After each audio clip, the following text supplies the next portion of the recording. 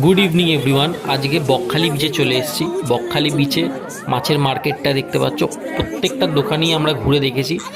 তো এখানে multiple types of fishes available, বিভিন্ন রকমের কাঁকড়া, এবং দেখতে পাচ্ছ প্রচুর মাছ। পমফ্লেট আছে, ভোলা মাছ আছে, ভেটকি মাছ আছে, ভোলা ভেটকি আছে, তাছাড়াও পমফ্লেটেরই অনেকগুলো টাইপ আছে। তো এখানে দেখতে পাচ্ছ চিংড়ি মাছ, গলদা চিংড়ি, খুব সুন্দর এগুলো সাজিয়ে রাখে ওরা, এবং প্রতিদিন ভালোই বিক্রি হয় এগুলো। প্রচুর মানুষ কেনাকাটা করছিল, আমরাও নিয়ে নিয়েছিলাম পমফ্লেট মাছ, পমফ্লেট ফ্রাই করে খাবো বলে। এই দেখো ভেটকি মাছ আছে। অর্ধেক মাছ তো চিনি না, কারণ এগুলো বেশিরভাগ সবই সামুদ্রিক মাছ, তো মোটামুটি রাখা আছে এগুলো।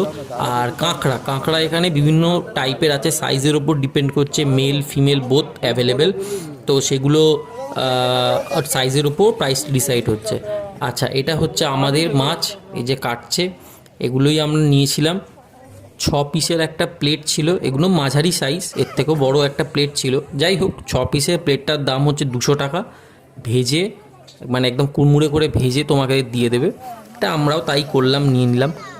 আর একটা কথা বারবার বলে দিচ্ছি, যখন মাছটা ধোবে তখন বারবার ওদেরকে বলবে যাতে আরেকটু, মানে আরেকবার যেন পরিষ্কার করে ধোয়, কারণ আমাদের ধোয়াটা ঠিক পছন্দ হলো না। যাই হোক, আমরা বলে আরেকবার ধোয়ালাম, ধুইয়ে মাছটা এখানে দেওয়া হলো, নুন হলুদ মাখিয়ে এবার ভাজবে। নর্মাল ফ্রাই হবে, এছাড়া কোনো সেরকম মশলা টশলা দেবে না।